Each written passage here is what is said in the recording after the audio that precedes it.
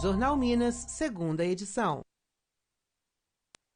Olá, boa noite. A doença misteriosa que já matou uma pessoa e mantém outras 7 internadas na capital, agora é caso de polícia. Um inquérito foi aberto e policiais investigam estabelecimentos comerciais envolvidos em denúncias. Esse é um dos destaques desta edição, que vai trazer também como o brasileiro está se virando para viver com salário mínimo que corrige apenas a inflação. Também vamos mostrar porque a poupança deve ser sua última opção de investimento este ano. O América deu adeus hoje à Copa São Paulo. Atlético e Cruzeiro seguem firmes na competição. Tudo isso e muito mais no Jornal Minas, que começa agora.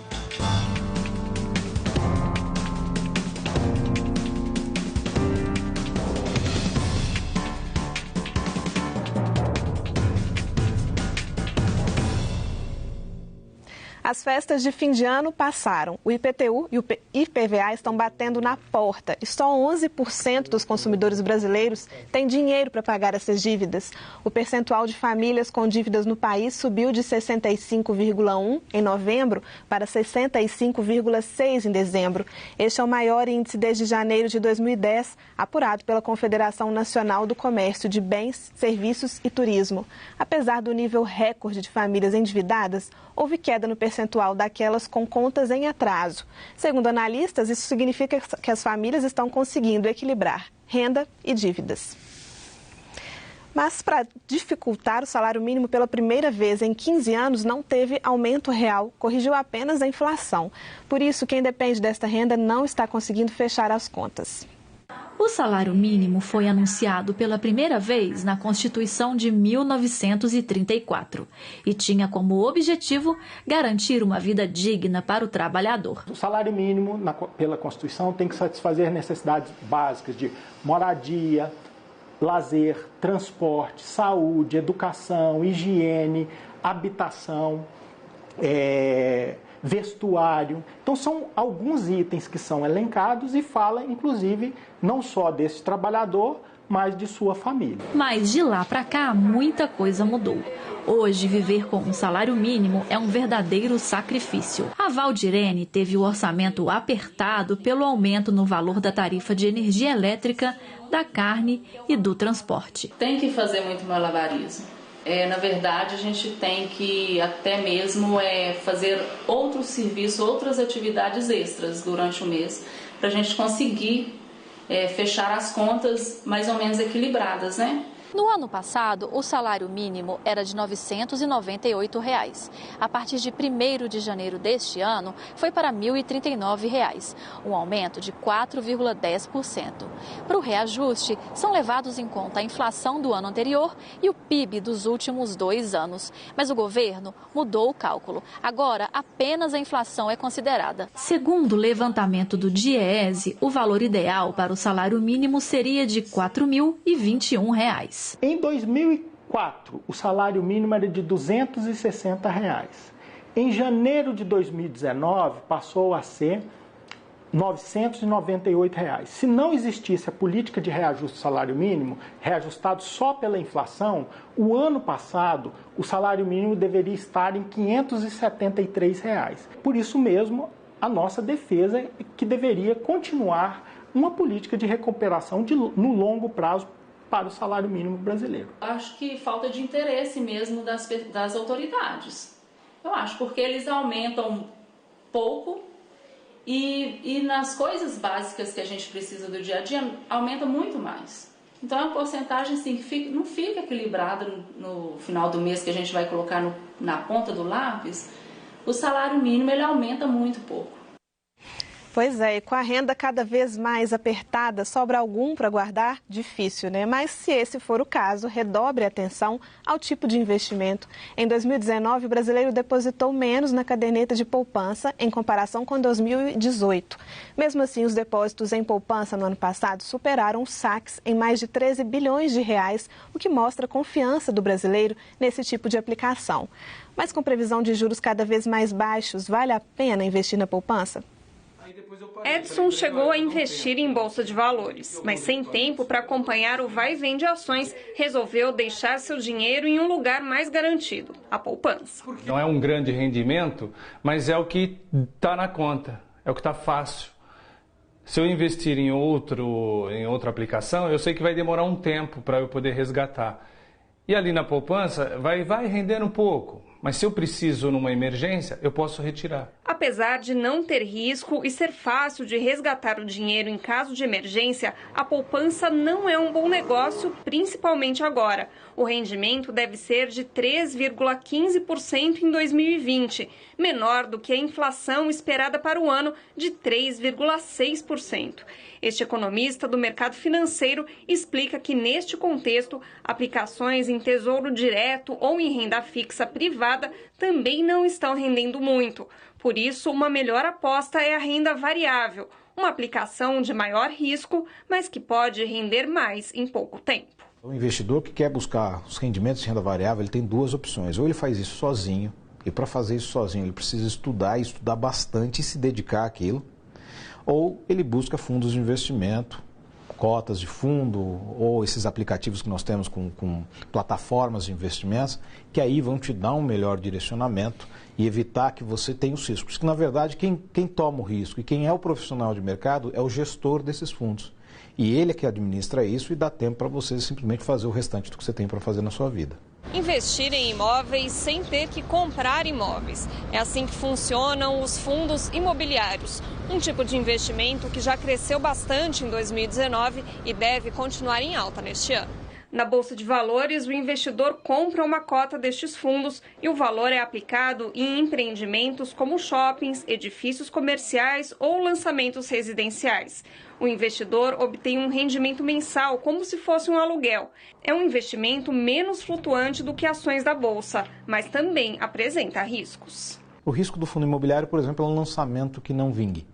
Você fazer um lançamento de imóveis que não venda no tempo esperado, que haja alguma devolução, de que volte a subir juros, de que haja uma piora da atividade econômica, são os riscos inerentes à economia, principalmente. Ou seja, qualquer situação também de melhora da economia também pode afetar os fundos imobiliários, que uma melhora econômica pode levar a uma elevação de juros, e essa elevação de juros atinge diretamente o setor. O ministro Dias Toffoli, presidente do Supremo Tribunal Federal, reconsiderou hoje sua própria decisão e autorizou o Conselho Nacional de Seguros Privados a reduzir os valores do seguro DPVAT em 2020.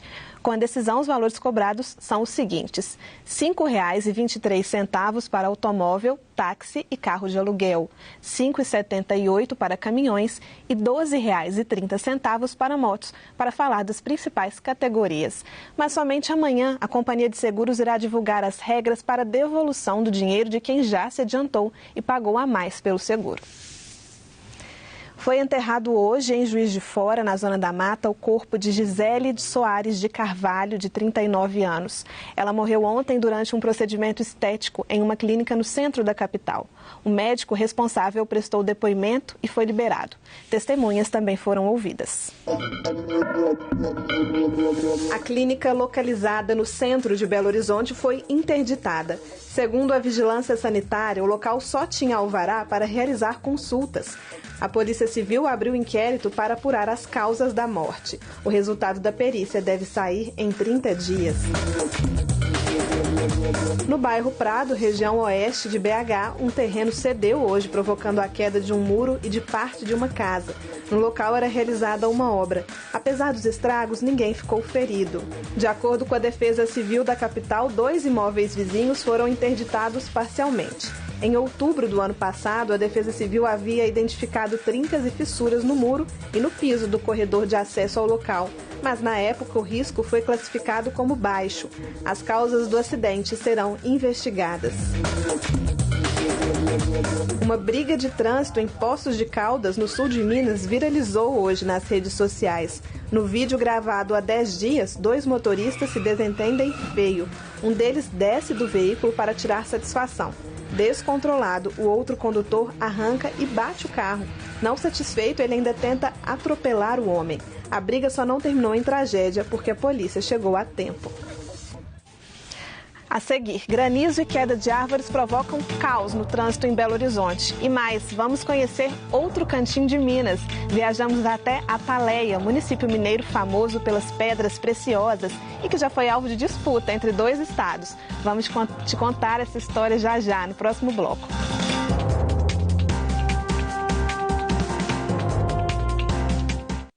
A cada instante, escute o seu coração.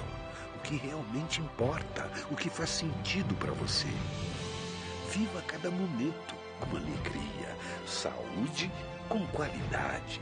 Viva o que é melhor para você e conte com a Audiomarca sempre.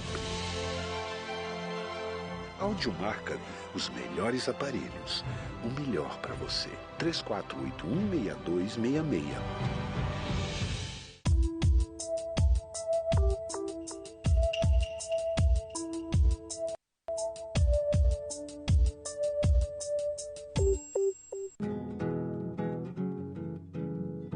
Hora do Improviso recebe o cantor, compositor, músico e poeta mineiro Gui Hargreaves. Seja muito bem-vindo, Gui. Gostou do Hargreaves? Muito obrigado. Eu tô sendo com medo de sou eu. Vi a lua deitar, me lembrei de você. Me lembrou seu olhar, quanto tempo que faz. A Hora do Improviso, sábado, 4 da tarde. Vi a lua boiar, imensidão tão só.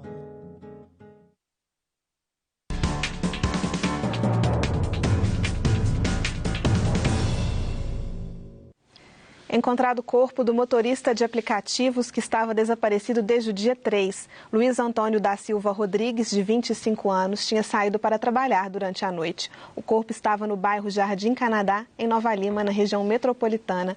De acordo com a polícia militar, ele foi encontrado por um lavrador de uma plantação de bambu.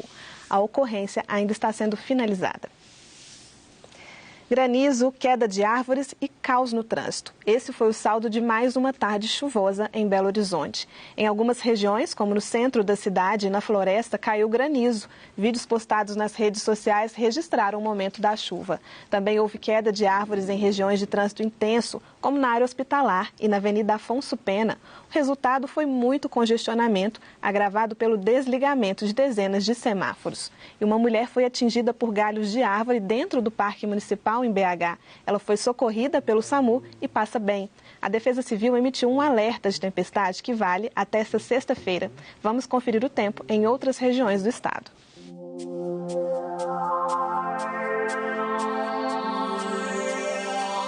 No Triângulo e Zona da Mata, sexta-feira de céu nublado e pancadas de chuva. O tempo também fica nublado e com trovoadas isoladas na região metropolitana, noroeste e região central. Nas demais regiões, céu parcialmente nublado a nublado com chuvas isoladas. Em Cataguases, máxima de 36 graus. Em Barão de Cocais, os termômetros variam entre 18 e 33 graus.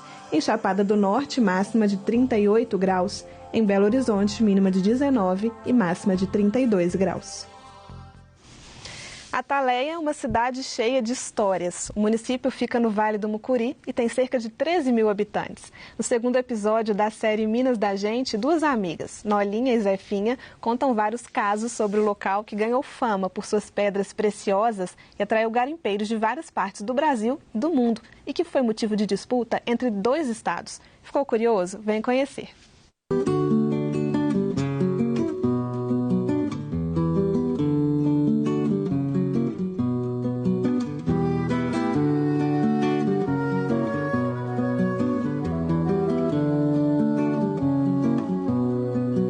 Tomara, seja sempre assim, tomara, tempos viverão em nós, pura energia, paz e alegria, harmonia em nossa alma. Na época que o meu pai veio pra cá, veio garimpar pedras preciosas. Veio uma turma e trouxe garimpeiro, e fizeram uns ranchinhos. E um pouco foram chegando mais garimpeiros, de forma que o primeiro nome de Ataleia era Rancho Capim, por causa dos garimpeiros. Aí ficaram aí, um pouco, foi crescendo, e a fama de Ataleia cresceu devido às pedras preciosas, né? Toda a região aqui na nossa cidade deu pedra, águas marinhas, ametista, Topázio. Atraiu, né, a garimpeirada, foi virando uma cidadezinha, foi virando, até virou essa cidade que nós estamos hoje aqui.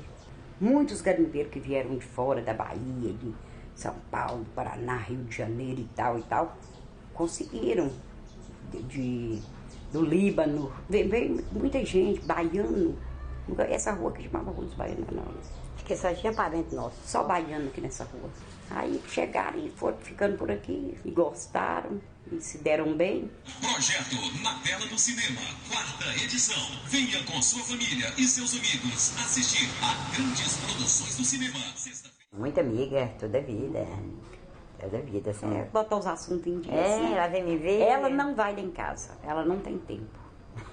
Ela é muito ocupada, porque sua casa é muito cheia. É, lotada de gente, toda hora. Ela não tem tempo. Então, e a porta é aberta das 6 às 10 da noite. Quando eu quero pôr o assunto em dias, eu venho cá conversar com ela. Pra gente conversar. E ó. Ali outro quarto. Nasci em Jiquié, Bahia. Vim para aqui em 48, com 7 anos, mas criei aqui. Ataleiense. Eu sou ataleiense, porque, né, vim com 7 anos. Nasci, criei em Ataleia e adoro Ataleia. Como diz, né, nossos pais foram raízes e nós somos fruto.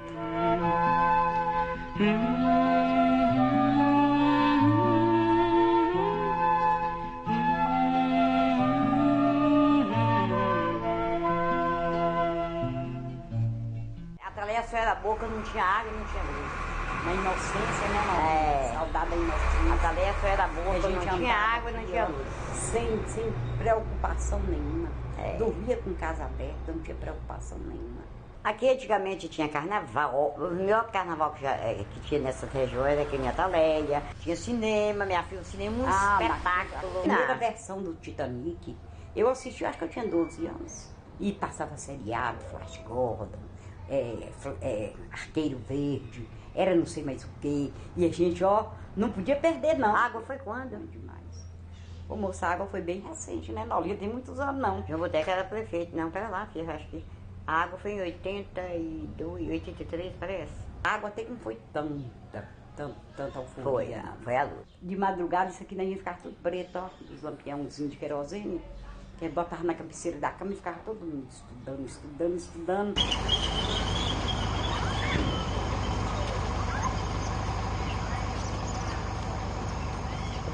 A única coisa que deu uma marcadinha foi a tomada, né, do Espírito Santo, que quis tomar a Ataleia. Isso foi mais ou menos em 49, por aí, 48. Não, foi antes. Foi antes? Porque a barreira ocorreu em 45. Foi. Que barreira é essa? Essa é ali, ó. Matou a irmã dela e morreu muita gente, correu a barreira. Eu acho que isso deve ter sido em 40, ou 41, ou 42, ou 43. Filha, a Revolução. Porque nós morávamos aqui, nós mudamos em 48. Eu lembro da Revolução. Mas não foi em 49 nem 40, não. Eu devia ter 2 a 3 anos, mas eu lembro. Mas não foi em 45. Eu vou passar a saber. A confusão com as datas é compreensível. O fato citado por Nolinha e Zefinha demorou mais de 50 anos para ser solucionado. Em 1904, Minas Gerais e Espírito Santo adotaram uma linha divisória ao norte do Rio Doce e tendo a Serra dos Aimorés como limite. Mas, à medida que iam se formando cidades, a divisão ficou complicada. E somente em 1963, a história da zona contestada chegou ao fim. Com a assinatura de acordo entre os governadores dos 2 estados, à época Magalhães Pinto em Minas e Lacerda de Aguiar no Espírito Santo, a região foi anexada ao estado mineiro. A barreira foi em 45. Foi em 45, no mês de dezembro. Outro fato lembrado pelas amigas foi uma grande enchente que atingiu Ataleia na década de 40. Durante a noite choveu muito. E tinha um morro ali, ó. Tinha não, ainda tem. Aí ele desceu muita barreira. E nessa barreira veio junto madeira, muita madeira, árvore, bananeira, muita coisa veio junto, assim, ó, arrasando tudo. Quando minha mãe acordou, a água tinha invadido a casa, ela foi para o chão. Quando ela foi para o chão, a água já estava dando assim nas pernas dela, ela gritou meu pai. Meu pai levantou e muitos filhos, né, naquela época, o povo não tinha televisão, fazia muito filho, então a casa estava dura de menino. Aí saiu pai pegando 2 filhos, mãe pegando 2 e as babá pegando e todo mundo ajudando. Saiu carregando as crianças. E uma moça que trabalhava, que olhava a gente, saiu com essa minha irmãzinha de 4 anos. Eu tinha 8 meses. Aí saiu correndo, todo mundo correndo para a igreja. Quando chegaram, meu pai chegou lá com a família, ele deu falta da menina, a filha de 4 anos. Aí botou todo mundo lá e voltou doido, nada, no meio daquela enxurrada, daquele água, daquela coisa toda. 2 ou 3 dias eles encontraram ela no fundo mesmo da casa, subterrada, e só tava com a mãozinha assim de fora. Morreu muita gente. Nas fazendas também? Nas fazendas. Tem uma fazenda aqui do lado de São Mateus, 2 filhos mais velhos, os homens, tinha ido para uma festa. Quando no outro dia que eles chegaram, não havia sinal de que alguém morava ali. Nem de casa, nem de curral, nem de gado, nem de nada. Foi tudo soterrado assim, ó, a família inteira. E assim foram muitas famílias.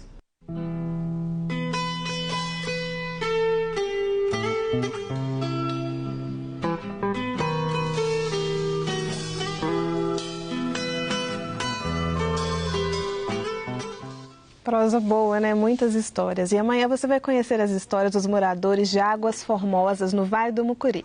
A cidade, que já foi chamada de Águas Belas, é repleta de artistas e guarda várias tradições. Não perca! Dentro de instantes, as últimas informações sobre as investigações sobre a doença misteriosa que já fez 8 vítimas em Belo Horizonte. A gente volta já.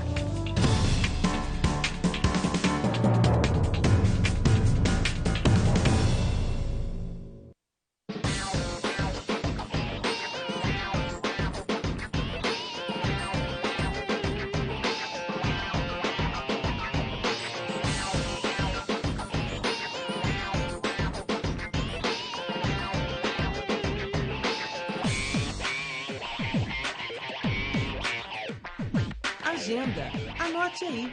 De segunda a sexta, 8 da noite.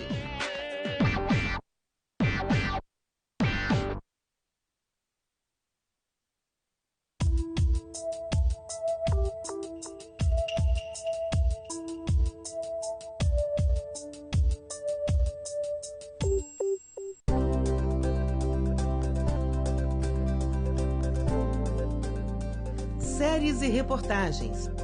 Um profundo olhar sobre temas do cotidiano de Minas Gerais.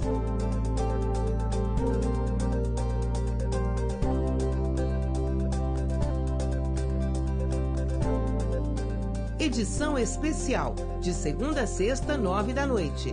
E de terça a sexta, 11h15 da noite.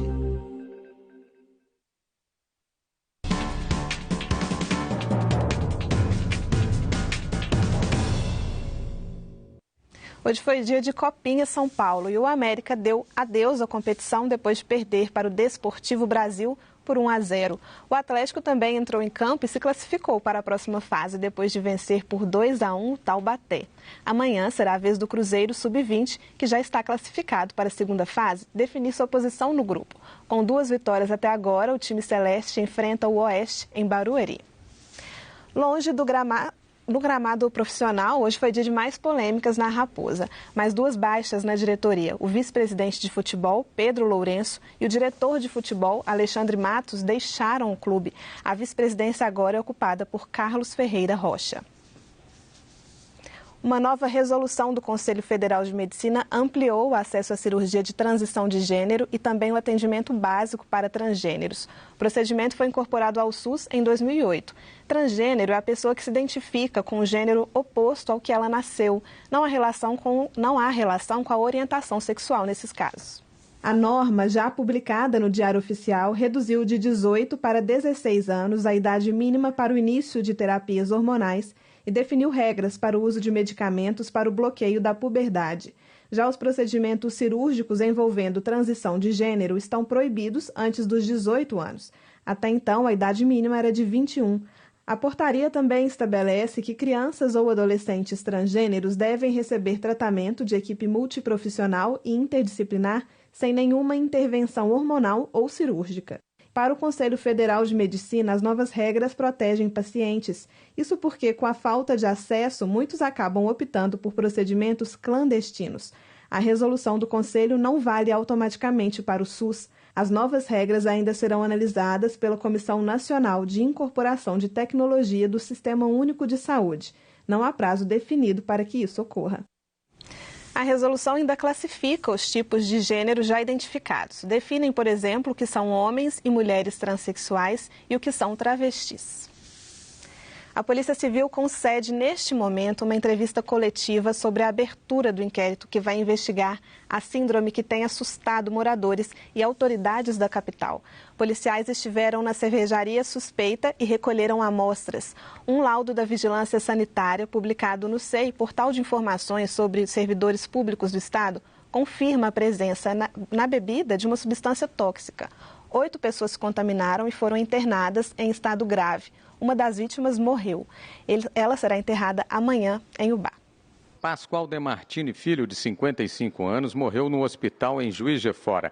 Ele é uma das 9 vítimas até agora de uma doença desconhecida que afeta os rins, a visão e paralisa o rosto. O irmão de Pascoal passou toda a tarde no IML em Belo Horizonte. Amostras de sangue das vítimas e lotes de bebidas foram coletados para análise pelos laboratórios do IML e do Instituto de Criminalística. E durante as investigações, um fato está chamando a atenção das autoridades policiais e de saúde. A de que todos os pacientes que contraíram a misteriosa doença moram ou frequentaram o bairro Buritis, aqui na zona oeste da capital, e também teriam adoecido no mesmo período. Uma força-tarefa foi designada pela Secretaria Estadual de Saúde e está vasculhando estabelecimentos comerciais e as residências no bairro. Moradores, quem trabalha e visitantes que passam pelo Buritis estão apreensivos e já mudaram até os hábitos de consumo e em casa por causa da ameaça. Fica receoso, né? Vemos aqui pro bairro que tem que evitar um pouco, sei lá. O que você evitou?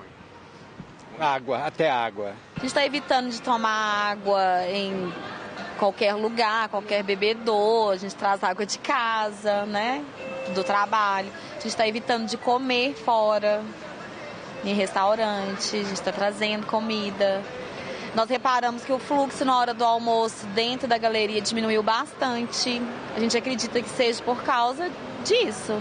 Eu estou lavando as latas, né, de refrigerante, as caixinhas de leite, suco e comprando em alguns outros pontos fora do Buritis. A Associação dos Moradores do Bairro também está pedindo esclarecimentos e orientando os moradores. Se a gente não sabe qual é a fonte, o que eu devo fazer para me precaver a respeito de uma ameaça que eu não sei o que é?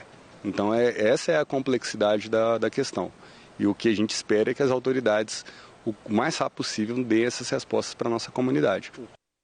Pois é, até agora foram 9 notificações, mas uma foi descartada. Então, 8 pessoas ficaram doentes, um morreu, como a gente mostrou aí, 7 seguem internadas. E a gente continua acompanhando essa coletiva da polícia e a gente traz mais informações a qualquer momento ou nos nossos telejornais. O Jornal Minas fica por aqui. Acompanhe também as nossas redes sociais. Você pode rever todos os nossos conteúdos. Estamos no YouTube, Facebook e Instagram. Boa noite e até amanhã.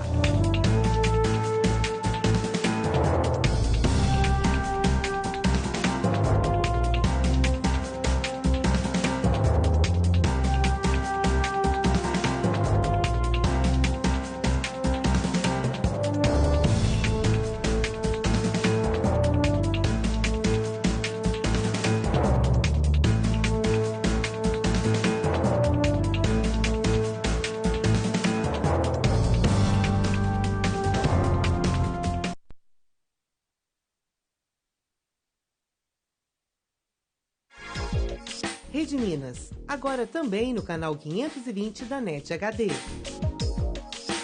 Sintonize.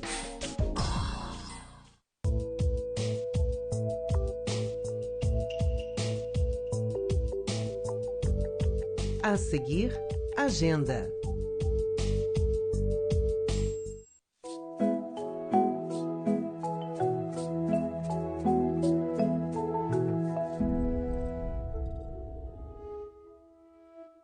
pobreza tem a ver com o meio ambiente? Somos 7 bilhões de pessoas na Terra. 1 bilhão